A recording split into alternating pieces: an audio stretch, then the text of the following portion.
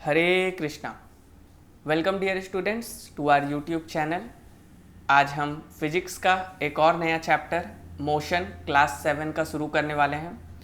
बहुत ही important topic है motion, एक बहुत ही इम्पॉर्टेंट चैप्टर है। इससे बहुत से क्वेश्चन एग्ज़ाम में पूछे जाते हैं।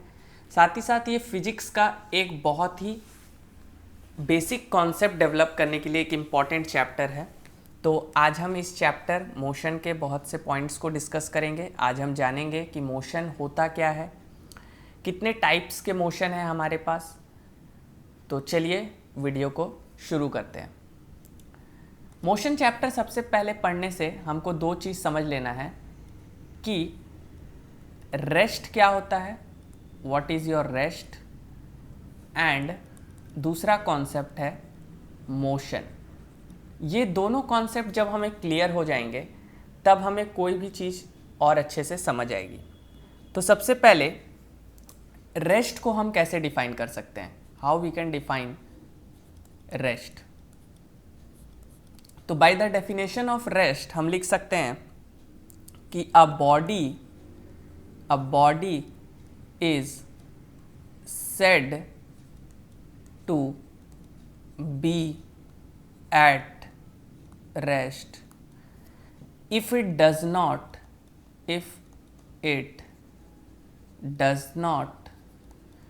change its position with respect to a fixed point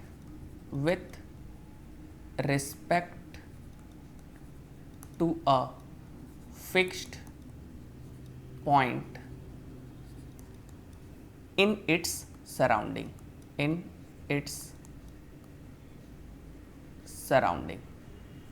तो ये एक बहुत इंपॉर्टेंट डेफिनेशन है। तो रेस्ट का डेफिनेशन देखिए कितना अच्छा है और क्या इसमें बोला गया है कि किसी भी बॉडी को हम कब बोलेंगे कि वो रेस्ट में है, when it does not changes its position with respect to a fixed point in its surrounding। जैसे मैं मान लेता हूं कि यहाँ पे एक ट्री है, ठीक है, और ये ट्री किसी फिक्स्ड पॉइंट पे, जैसे मैं मान लूँ कि ये ट्री को मैं किसके रिस्पेक्ट पे देख रहा हूँ, मैं यहाँ पे खड़ा हूँ, ठीक है, मैं यहाँ पे खड़ा हूँ और यहाँ पे बहुत सारे और भी चीज़ें हैं, जैसे कोई कार है जो कि मोशन कर रहा है, कोई कार है, ठीक है, जो कि मोशन कर रहा है, चल रहा है, इन मोशन है, और यहाँ पे बहुत सारे चीज़ें हैं। तो अगर मैं इस फिक्स्ड पॉइंट कार के रिस्पेक्ट में इस ट्री को देखूंगा, तो क्योंकि कार मोशन कर रहा है बट ट्री जो है वो अपने फिक्स्ड पोजीशन पे है, तो मैं बोल सकता हूँ कि ट्री जो होगा वो रेस्ट पे होगा।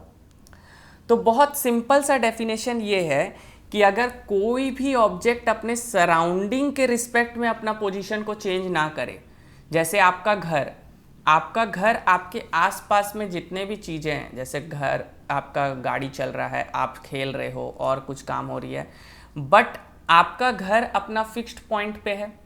तो जब आपके सराउंडिंग के रिस्पेक्ट में कोई ऑब्जेक्ट अपना पोजीशन को चेंज ना करे तो हम उसे रेस्ट पे कहते हैं। जैसे कि मैं एक और एग्जांपल ले सकता हूँ कि हमारे पास यहाँ पे एक टेबल है, इस टेबल के ऊपर एक बुक रखी हुई है, अब ये बुक जो है अपने सराउंडिंग के रिस्पेक्ट में अपना पोजीशन चेंज नहीं कर रहा है, अपने सराउंडिंग के रिस्पेक्ट में वो उसी पॉइंट पे बना हुआ है जहाँ पे उसे होना चाहिए, वो ना आगे हो रहा है ना पीछे हो रहा है, तो हम इसे कहेंगे कि रेस्ट में है। तो रेस्ट हम कब बोलते हैं, अपने आसपास के चीज़ों को देख के। अगर 10 लोग हैं और 10 लोग ही खड़े हुए हैं तो सारे लोग रेस्ट पे हैं। तो अपने सराउंडिंग के रिस्पेक्ट में हम किसी भी चीज़ को बोलते हैं कि वो रेस्ट में है या मोशन में है। तो रेस्ट का डेफिनेशन वही लिखा हुआ है कि a body is said to be at rest if it does not changes its position to a fixed point in its surrounding, ठीक है। अब यहाँ पे रेस्ट हमने समझ लिया। अब हमारा नेक्स्ट टॉपिक जो आता है दैट इज योर मोशन। अब हम मोशन को समझेंगे, व्हाट इज मोशन।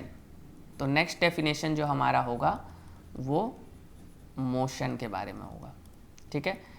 आज हम मोशन, रेस्ट और टाइप्स ऑफ मोशन, ये सारे बेसिक्स चीज़ों को डिस्कस करेंगे. When the position of a body, when the position of a body changes with respect to its surrounding, with respect to its surrounding,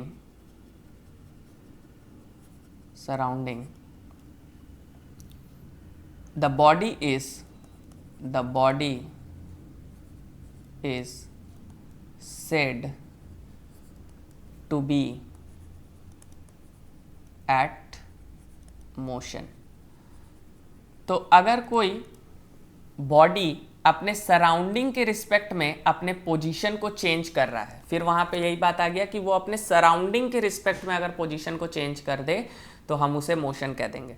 जैसे कि मैं यहाँ पे अगर बोल दूँ कि ये हमारे पास एक ग्राउंड है और यहाँ पे एक लड़का खड़ा है और यहाँ पे एक कार था, ठीक है, यहाँ पे एक कार था, यहाँ पे एक ट्री था. कुछ समय के बाद कार मूव करके, यहाँ पे एक हाउस है, कुछ समय के बाद कार मूव करके यहाँ पे आ जाता है, कार यहाँ से यहाँ पे आ जाता है. तो मैं अगर यहाँ से इसको वॉच कर रहा हूँ तो मैं क्या देखूँगा कि ये ट्री के रिस्पेक्ट पे ये कार मूव किया और मूव करके ये हाउस के जगह पे पहुँच गया. मतलब एक फिक्स्ड पॉइंट हमने ले लिया ट्री को और हमने देखा कि ये ट्री से फिक्स्ड पॉइंट में ये कार आगे मूव करते हुए कहाँ पे पहुँच गया, घर के पास. तो हम बोलेंगे कि the car is in motion. तो जब अपने कोई सराउंडिंग के रिस्पेक्ट में, जैसे जब बर्ड फ्लाई करती है, बस चलता है, जितने भी चीज़ें हो रही हैं, तो ये जब आपके रिस्पेक्ट ऑफ सराउंडिंग पे होगा, सराउंडिंग के रिस्पेक्ट में अगर कोई चीज़ मूव कर रहा है तब हम उसे कहेंगे कि वो मोशन है. ठीक है. नेक्स्ट टर्म जो हमें यहाँ पे समझना है, जो कि बहुत इंपॉर्टेंट टर्म है, ठीक है, वो ये है कि आपका रेस्ट और मोशन एक रिलेटिव टर्म है. Rest and motion are relative terms. इसका मतलब क्या होता है? रिलेटिव टर्म्स का मतलब क्या होता है? हमने आपको पहले ही डिस्कस किया था. रिलेटिव का मतलब होता है कि जब हम किसी दूसरे चीज़ के साथ हम किसी चीज़ को कंपेयर करते हैं. ठीक है. जैसे यहाँ पे मैं मान लूँ कि यहाँ पे एक बहुत बड़ा बस है, ठीक है, एक बहुत बड़ा बस है, ठीक है, लेट मी ड्रॉ इट. एक बहुत बड़ा बस मैं ले लेता हूँ यहाँ पे.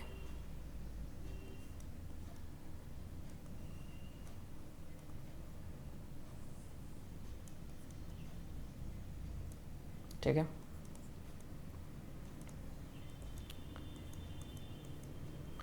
अभी बस में क्या है, कुछ बच्चे बैठे हुए हैं, यहाँ पे एक है, यहाँ पे एक है, यहाँ पे एक है, यहाँ पे एक है, और यहाँ पे एक आदमी ऑन द रोड ये भी खड़ा है.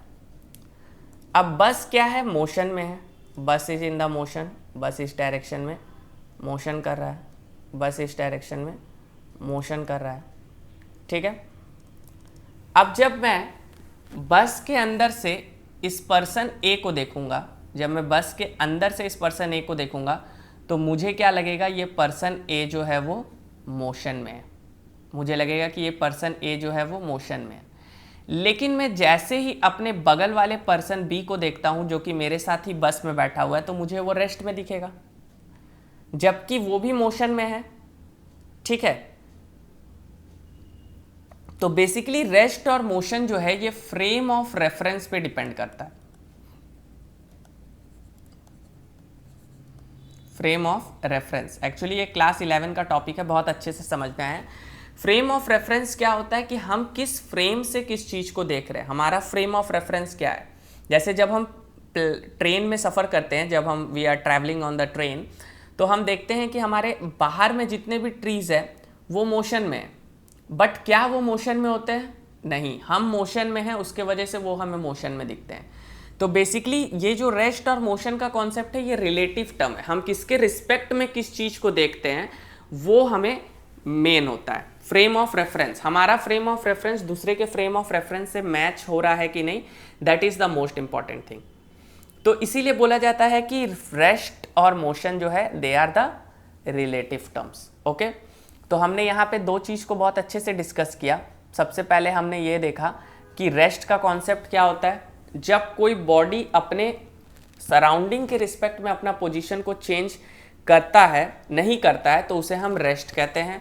और मोशन में हमने क्या डिस्कस किया कि अगर कोई बॉडी अपने सराउंडिंग के रिस्पेक्ट में अपने पोजीशन को चेंज करता है तो हम उसे मोशन कहते हैं। और मोशन और रेस्ट जो है ये रिलेटिव टर्म है। Okay, now we are moving on the next topic which is very very important and that is your types of motion. जितने भी टाइप्स ऑफ मोशन है सारे को हम यहाँ पे डिस्कस करेंगे, सारे टाइप्स को हम यहाँ पे अच्छे से पढ़ेंगे। तो नेक्स्ट टॉपिक है हमारा types of motion. Types of motion क्या क्या होता है, what are the types of motion. ठीक है, इसमें हमारा सबसे पहला नंबर पे जो मोशन आता है that is your translatory motion. Translatory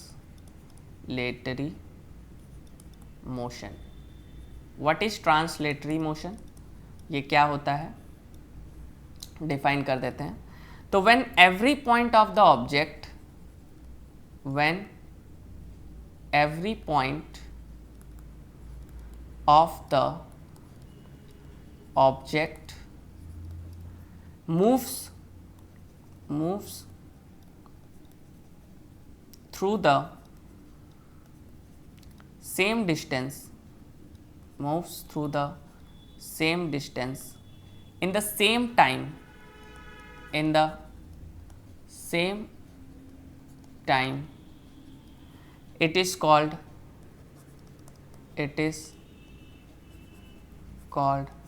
translatory motion. तो ट्रांसलेटरी मोशन क्या होता है कि अगर कोई भी object same distance same time में कवर कर रहा है, अगर उस ऑब्जेक्ट का हर एक पॉइंट सेम डिस्टेंस कवर कर रहा है सेम पीरियड ऑफ टाइम में, तो हम उस ऑब्जेक्ट को बोलते हैं कि वो ट्रांसलेटरी मोशन में है। फॉर एन एग्जांपल कि ये हमारा एक ग्राउंड है और इस ग्राउंड पे एक बहुत बड़ा सा एक फुटबॉल है। ठीक है, तो अगर मैं इस फुटबॉल को मोशन में ले आऊँ तो ये फुटबॉल जैसे जैसे आगे बढ़ेगा, ये फुटबॉल क्या करेगा, हर समय इसका जितना भी पॉइंट है वो एक साथ मूव करेगा। ऐसा तो नहीं है कि आधा फुटबॉल आगे पहले चल जाएगा आधा बाद में, ये फुटबॉल हर समय सेम डिस्टेंस सेम टाइम में कवर करेगा। तो जब कोई बॉडी सेम डिस्टेंस, जैसे हम जब चलते हैं तो हम सेम डिस्टेंस सेम टाइम में कवर कर रहे हैं, हमारा पूरा बॉडी एक साथ चल रहा है। तो जब कुछ ऐसा मोशन हो जहाँ पे पूरा ऑब्जेक्ट का हर एक पॉइंट एक साथ सेम डिस्टेंस में सेम टाइम पे ट्रैवल करे, उसे हम कहते हैं ट्रांसलेटरी मोशन। मतलब सेम साइड हो, ऐसा नहीं कि पहले कुछ और, पहले आधा बॉडी चल गया बाद में फिर आधा बॉडी आ रहा है, वैसे नहीं होता है। ट्रांसलेटरी मोशन का मतलब होता है कि ऑब्जेक्ट का हर एक point same distance same time में कवर करता है। ठीक है, इसके अंदर अब हमारे पास पहले टाइप का मोशन आता है रेक्टिलिनियर। ट्रांसलेटरी के अंदर फिर हमारे पास दो टाइप के मोशन हो जाते हैं। ट्रांसलेटरी के अंदर हमारे पास फिर दो टाइप्स के मोशन हो जाते हैं। Number one is your rectilinear motion, rectilinear motion, या इसे ही हम लीनियर मोशन के नाम से भी जानते हैं। इसे ही हम लीनियर मोशन के नाम से भी जानते हैं। रेक्टिलिनियर मोशन को ही हम लीनियर मोशन के नाम से भी जानते हैं। ये क्या होता है कि if an object moves along a straight line,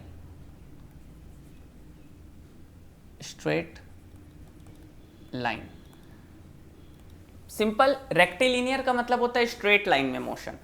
अगर कोई बॉडी एक सीधे स्ट्रेट लाइन में मूव कर रहा है, जैसे कोई बस का चलना, कोई कार का चलना, हमारा वॉक करना, हमारा दौड़ना, तो अगर हम किसी स्ट्रेट लाइन में मोशन कर रहे हैं, जब भी हम किसी स्ट्रेट लाइन में मोशन करते हैं तो उसे हम बोलते हैं रेक्टिलिनियर मोशन। जैसे अगर मैं किसी हाइट से सपोज कर लेता हूँ कि ये हमारा बिल्डिंग है, सपोज कर लेता हूँ कि ये हमारा बिल्डिंग है, इस बिल्डिंग के ऊपर मैं खड़ा हूँ और यहाँ से अगर मैं किसी बॉल को ड्रॉप करता हूँ तो बॉल क्या करेगा, एक स्ट्रेट लाइन में मोशन करते हुए ग्राउंड के सरफेस पे आएगा।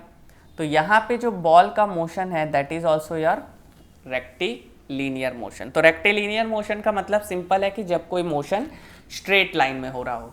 ओके, नेक्स्ट इसका पॉइंट बी है सब हेडिंग, मतलब ट्रांसलेटरी मोशन के दो पार्ट्स हैं, one is your rectilinear, another one is your curvilinear motion. Curvilinear motion, what is your curvilinear motion? Curvilinear motion हम किसे कहते हैं? So if an object moves, definition हम लिख सकते हैं कि if an object moves along a curved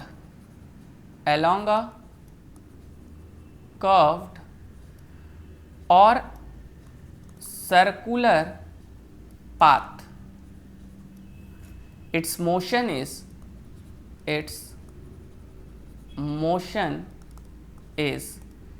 called curvilinear motion। Very simple, curvilinear motion कब कहेंगे? जब भी कोई बॉडी एक कर्व पाथ के अलोंग घूमता है, जब भी कोई बॉडी एक कर्व पाथ के अलोंग घूमता है। जैसे जब कोई कार टर्न लेता है तो टर्निंग हमारा कैसा होता है, ऐसा होता है। सो अगर इस टर्निंग में कोई कार अगर टर्न ले रहा है, कोई कार सपोज कर लेते हैं कि कोई कार है, ठीक है, that is the back portion, कोई कार अगर टर्न लेगा तो ये कर्वीलिनियर मोशन होगा। ठीक है, तो कर्वीलिनियर का मतलब होता है कि कर्व्ड या सर्कुलर पाथ को कवर करना। अगर कोई बॉडी सर्कुलर या कर्व्ड पाथ को करता है तो उसे कर्वीलिनियर मोशन कहते हैं। कर्वीलिनियर मोशन का ही एक और सब हेडिंग है, कर्वीलिनियर मोशन का ही हमारा एक सब हेडिंग है, that is your circular motion. Circular motion भी कर्वीलिनियर मोशन का ही सब हेडिंग हम है। तो एक और मोशन हम पढ़ लेंगे, दैट इज योर सब heading circular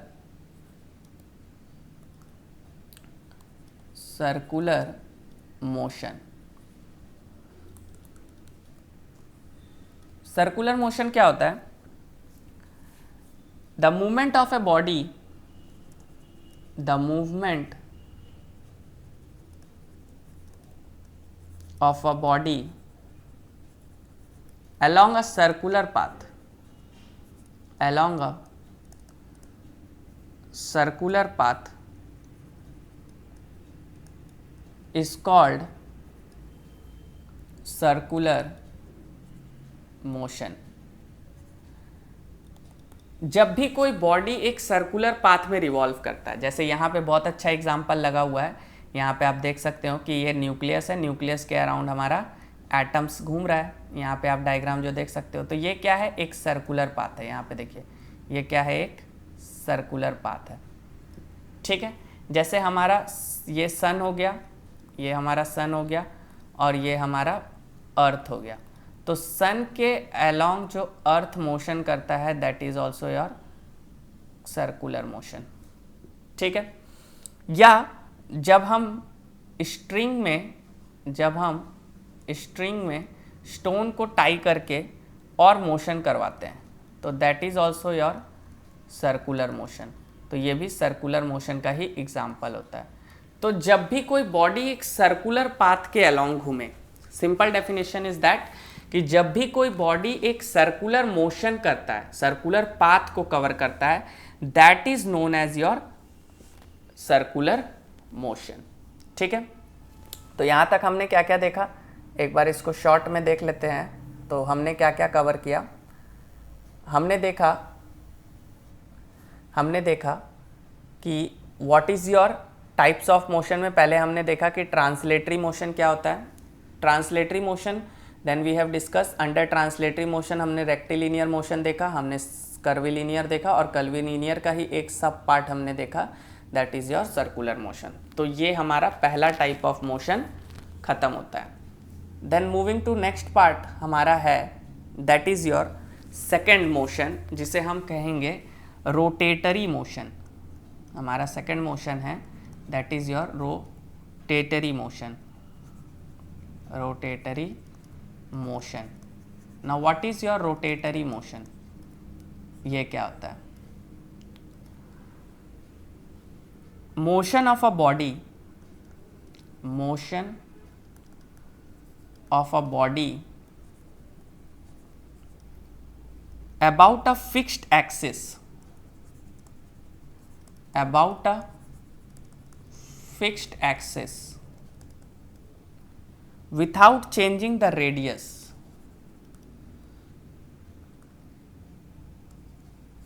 without changing the radius is called rotatory motion.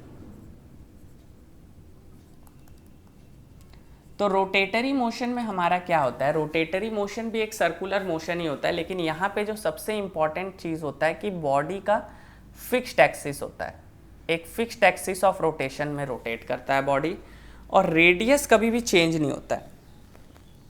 जैसे सबसे अच्छा एग्जांपल मैं सबसे पहले दूंगा एक फ़ैन का, ठीक है। फ़ैन हमारा कैसा होता है? फ़ैन इस टाइप का हमारा होता है, घर में हमने सबने देखा ये फ़ैन। अब फ़ैन के जो ब्लेड्स होते हैं, ठीक है, ये बना देता हूँ एक, ठीक है। अब ये जब मोशन करते हैं तो ये क्या करते हैं? एक फिक्स्ड एक्सिस पे रोटेट करते हैं। ये इसका फिक्स्ड एक्सिस ऑफ रोटेशन है, ये इसका एक्सिस ऑफ रोटेशन है, और इस एक्सिस ऑफ रोटेशन को हम फिक्स्ड कर देते हैं और इसके अलॉन्ग ये सर्कुलर मोशन करता है, और इसका रेडियस कभी भी नहीं बदलता है। फैन हमेशा सेम रेडियस के साथ मूव करता है, तो ये एक रोटेटरी मोशन हो गया। Another one is your spinner, जो हम लट्टू जिसे घुमाते हैं, that is also your rotatory motion. Okay, another one is your potter's wheel, जिसके ऊपर एक व्हील होता है, एक इस तरीके का व्हील होता है, ओके, एक ऐसा व्हील होता है कुम्हार के पास, और इसके ऊपर वो क्या करता है कि अपना जो भी घड़ा वगैरह है वो उसको बनाता है। तो ये भी जब रोटेट करता है, ये भी जब रोटेट करता है तो एक फिक्स्ड एक्सिस पे रोटेट करता है, ठीक है, और इसका एक्सिस रेडियस जो है वो कभी चेंज नहीं होता है। तो ऐसा मोशन जिसका कभी रेडियस ना बदले और फिक्स्ड एक्सिस के अलोंग रोटेट करे, that is known as your rotatory motion. Okay, moving on to the next topic, हमारा है third motion, that is your oscillatory motion. Oscillatory motion. Now what is your oscillatory motion? Oscillatory motion हम किसे कहेंगे? ठीक है, the to and fro motion, the to and fro motion is called oscillatory motion, is called oscillatory motion।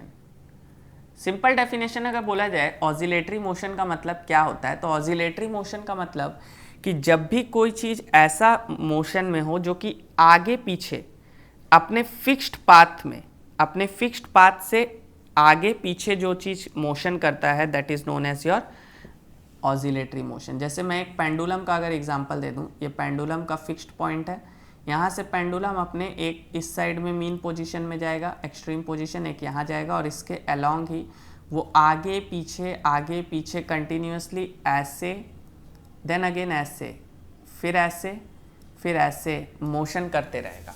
तो इस type के motion को हम बोलते हैं ऑसिलेटरी मोशन। जैसे जब हम झूला झूलते हैं तो ये हमारा दो झूला हो गया और बीच में ऐसे एक लगे रहता है, और इसके ऊपर जब हम बैठ के झूला झूलते हैं तो ये भी क्या होता है, एक बार पीछे जाता है, एक बार आगे जाता है। तो ये भी क्या हो रहा है, टू एंड फ्रो मोशन। तो जो भी मोशन आगे पीछे अपने मीन पोजीशन से होता रहे, उसे हम कहते हैं ऑसिलेटरी मोशन। तो ऑसिलेटरी मोशन क्या होता है? Motion that is to and fro, अपने मीन पोजीशन से जो चीज़ टू और फ्रो, आगे पीछे आगे पीछे आगे पीछे, ऐसे अगर कोई चीज़ मोशन होता है तो that is your known as oscillatory motion. Okay, next motion जो है हमारा that is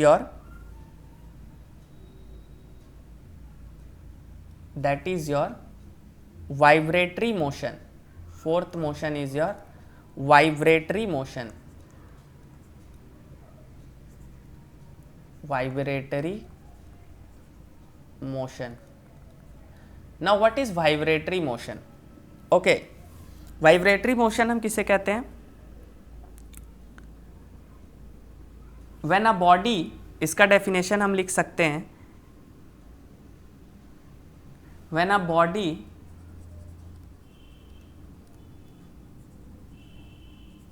one part is fixed at a point and the other part do to and fro motion, it is called vibratory motion. Okay, तो ऐसा motion जिसमें body का एक part जो हो दैट इज योर फिक्स्ड।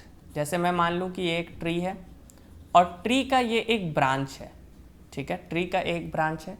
अब ये branch को अगर आप देखोगे तो ये ब्रांच एक पोजीशन से फिक्स्ड है। अब मैं अगर इस ब्रांच को प्लग कर दूं तो ये एक बार अपने मेन पोजीशन से यहाँ जाएगा, एक बार यहाँ जाएगा, फिर एक बार आगे, फिर एक बार पीछे। जैसे गिटार का स्ट्रिंग क्या होता है? एक फिक्स्ड पॉइंट पे बंधा होता है। जब हम उसे प्लग करते हैं तो वो अपने मेन पोजीशन से आगे पीछे होता है। सेम थिंग, जैसे मान लीजिए कि हमारे पास यहाँ पे एक इस टाइप का अरेंजमेंट है, यहाँ पे दो पोल्स है, इन दो पोल्स के बीच में हमने क्या किया, हमने एक रबर बैंड को बांध दिया। अब जब मैं इस रबर बैंड को प्लग करूंगा तो ये अपने मेन पोजीशन से एक बार ऊपर जाएगा, फिर एक बार नीचे जाएगा, फिर एक बार ऊपर जाएगा, नीचे जाएगा। तो ये क्या हो रहा है? अपने फिक्स्ड मेन पोजीशन से आगे पीछे मोशन कर रहा है। तो जब भी कोई इस टाइप का मोशन होता है जिसका एक पार्ट फिक्स्ड हो और उसके बाद बॉडी मोशन कर रहा हो, that is known as your vibratory motion. Clear? तो वाइब्रेटरी मोशन में बॉडी का एक पार्ट फिक्स्ड होता है और बॉडी फिर ऑसिलेटरी मोशन करता है। ओके, तो that is known as your vibratory motion. Another one is your fifth motion is known as your periodic motion. Fifth motion is your periodic motion.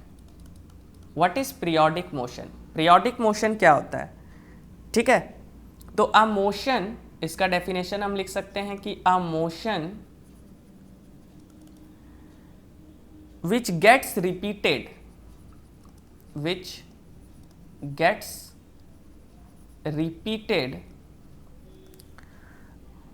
after a regular interval of time,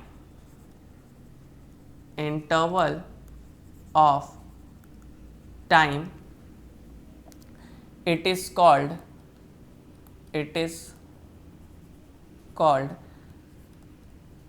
periodic motion. तो अगर कोई motion एक fixed interval of time के बाद फिर से repeat हो रहा हो, अगर कोई motion fixed period of time के बाद फिर से रिपीट हो रहा है, after a fixed period of time वो फिर से रिपीट हो रहा है, तो हम उसे बोलेंगे पीरियोडिक मोशन। जैसे क्लॉक का जो हमारा रोटेशन होता है, वो फिक्स्ड होता है। क्लॉक का जो हमारा रोटेशन होता है दैट इज योर फिक्स्ड, वो हर एक समय सेम है। फिक्स्ड इंटरवल ऑफ टाइम के बाद वो हर जगह मूव करेगा कंटिन्यूसली, तो ये एक पीरियोडिक मोशन है।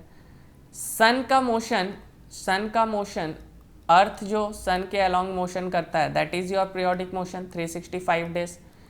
365 डेज एंड हाफ हमेशा सेम है। ओके, क्लॉक का तो जब भी कोई चीज़ रिपीट हो रहा है after a fixed period of time, हम उसका बारे में बता सकते हैं कि नेक्स्ट जो मोशन होगा वो इतने समय के बाद होगा।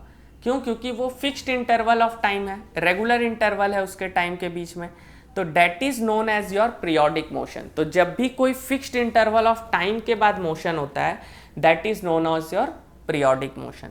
इसके जस्ट अपोजिट होता है नॉन पीरियोडिक मोशन। इसके जस्ट अपोजिट होता है non periodic motion. Non periodic motion, non periodic motion जो होता है वो इसके जस्ट अपोजिट होता है। इसमें क्या हम लिख सकते हैं कि the motion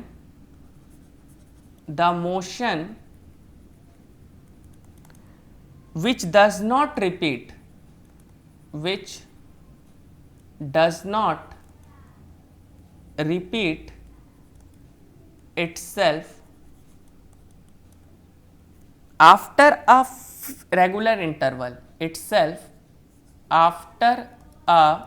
regular interval of time is called non-periodic motion. So what is your non-periodic motion? अगर कोई motion regular interval of time के बाद नहीं हो रहा है, जितने भी मोशंस होते हैं जो कि रेगुलर इंटरवल ऑफ टाइम के बाद नहीं होते हैं, कभी भी हो जाता है, जैसे दिन और रात, day and night. Day and night का कोई फिक्स टाइम नहीं है, डे और नाइट भी एक मोशन ही है जो कि अर्थ के वजह से रोटेशन से हो रहा है, बट इसका कोई फिक्स्ड पीरियड नहीं है, ये कभी भी हो सकता है। ठीक है, तो जैसे हम जब रनिंग करते हैं, फुटबॉल खेलते हैं, ये सब जब मतलब जो फिक्स्ड इंटरवल ऑफ टाइम के बाद नहीं हो रहा है, रेगुलर इंटरवल नहीं है, मतलब कभी भी हो सकता है, हम नेक्स्ट मोशन को मीन्स गेस नहीं कर सकते हैं, हमारे पास डेटा नहीं है। तो ऐसा कोई भी पीरियड जो कि रेगुलर इंटरवल ऑफ टाइम पे ना हो that is known as your non periodic motion. Okay, तो periodic motion, non periodic motion हमने कर लिया। ठीक है, तो ये हमने आज डिस्कस किया टाइप्स ऑफ मोशन के बारे में। हमने जितने भी टाइप्स के मोशन होते हैं हमने सबके बारे में डिस्कस किया, स्टार्टिंग फ्रॉम, एक बार रिवाइज कर लेते हैं। तो हमने आज क्या क्या पढ़ा? हमने रेस्ट और मोशन के कॉन्सेप्ट को समझा, then we have discussed motion, then we have discussed types of motion, जिसमें हमने translatory, circular, curvilinear, rectilinear, rotatory, oscillatory, vibratory, periodic, non periodic, इस सब टाइप के मोशंस को हमने पढ़ा। तो यह वीडियो हमारा एक इंट्रोडक्शन वीडियो था मोशन चैप्टर के ऊपर। नेक्स्ट इसके बहुत सारे पार्ट आएंगे जिसमें हम स्पीड, डिस्प्लेसमेंट, एक्सेलरेशन, न्यूमेरिकल से रिलेटेड सारी चीज़ों को बहुत डिटेल में पढ़ने वाले हैं। तो यह मोशन का इंट्रोडक्टरी वीडियो यहीं पे ख़त्म होता है। वीडियो अच्छी लगी हो तो वीडियो को लाइक कर दीजिए, चैनल को सब्सक्राइब कर लीजिए, वीडियोस को अपने फ्रेंड्स के साथ शेयर कीजिए। तब तक के लिए टेक केयर, कीप लर्निंग, जय हिंद।